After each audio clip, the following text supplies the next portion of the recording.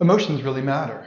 They show up all the time at breakfast, in the car, out with friends, and they affect the quality of the climate of how it feels to be with your partner. Have you ever noticed how emotions influence how quickly a conversation escalates in its intensity? A conversation about the dishes becomes about fairness and mutuality.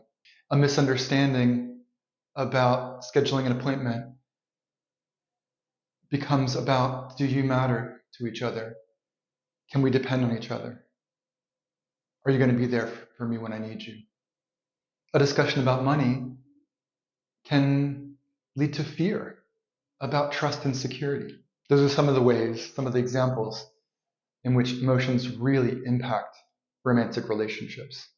And to paraphrase Sue Johnson, who created emotionally focused therapy, emotions are the music in the dance of romantic relationships. Emotions shape what you notice, how it feels to be together, and how you act toward each other and what you say. And it's not just about conflict.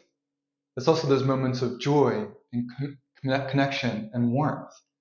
It's those tender moments about hurt and fear and loneliness that are important too. Emotions shape the quality of connection and the level of intimacy between the two of you when they can be shared and expressed in ways that you both understand and ways that feel connecting and close. This course is built around one central idea that it's not about the emotions themselves, it's about how we relate to them. And that's relating in you and also relating with your partner. And so it really matters. And these are skills that can be developed through shared understanding and support and also through practice. And that's one of the key focus areas of the course. So, what do we mean by relating to emotions? We mean noticing them. We mean allowing, accepting them, both in me and in my partner. We mean understanding them, understanding what emotional experiences are and having a shared language about them, and understanding the role that they play in our lives and also in our relationships. And understanding that we have responsibility and choice.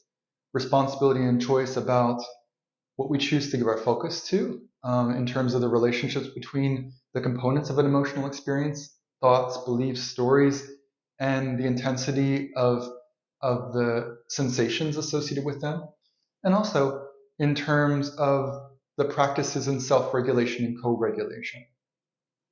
It's about what we choose to do in how we express the emotions, expressing them in words and with labeling them with labels for emotions, and also letting go of blame and criticism and sharing them directly along with here's what I think matters and here's what I think are some options for what we might consider doing about it. Radically different than raising my voice or uh, allowing the emotions to carry me away in a series of what feels like urgent automatic reactions. In the emotions course for couples, there are 7 essential themes that I'll introduce now, and they're shown on your screen right now too.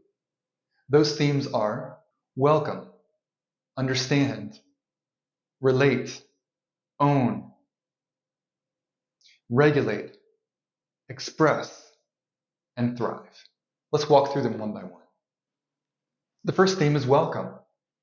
One way to say that succinctly is that all emotional experiences are welcome, but not all expressions of emotions. And that's a critical difference. So when one partner says, of course I'm yelling, I'm angry. Well, that's not the only way to express anger, for example. One partner says, of course I'm pulling away. This is scary, I'm afraid. Well, that's not the only way to act in response to that fear. And so welcoming the emotional experience as a part of being alive, a part of being human.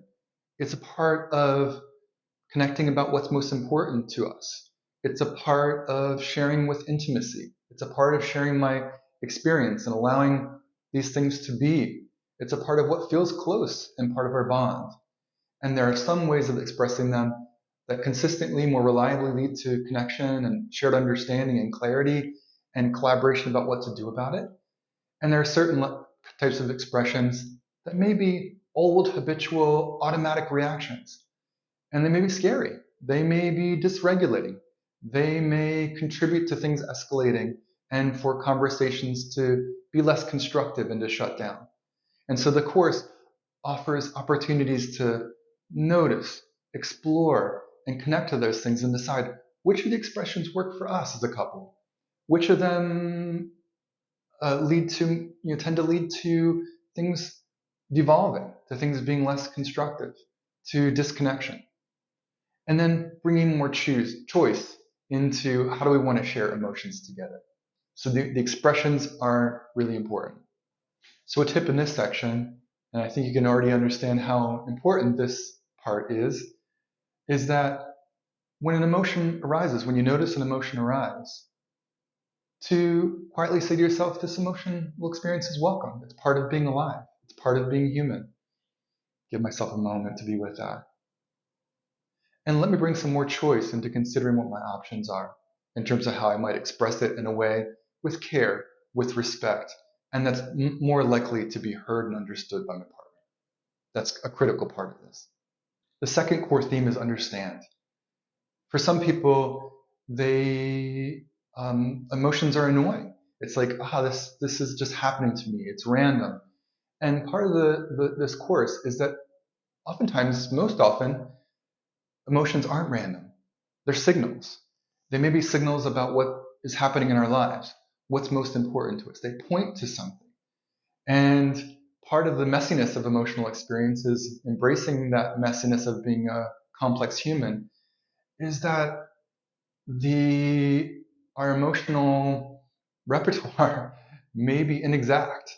It's complex. It's not like a dashboard in your car where you know the oil is low or the tire pressure is low. It takes some being with the emotional experience. It takes some curiosity.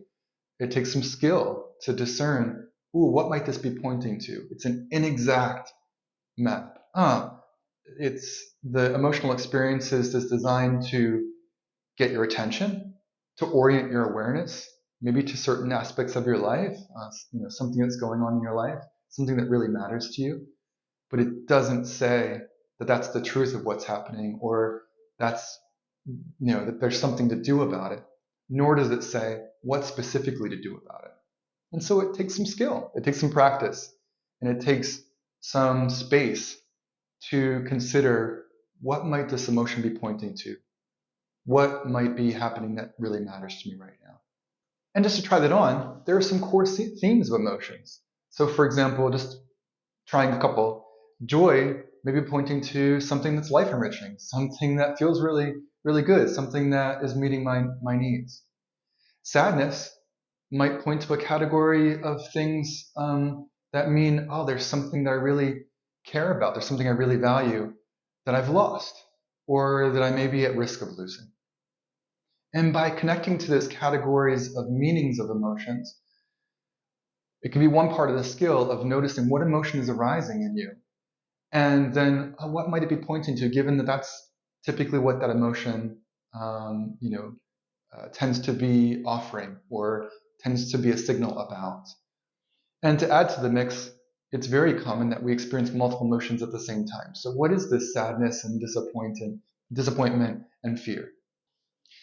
Now, to add to the mix of the complexities of understanding, emotions may arise and they are not about something that's happening right now. And so that's part of the discernment process too. It's part of the skill of understanding what's going on. So for example, fear may arise in you, and yet there may not be anything that's unsafe about the current situation.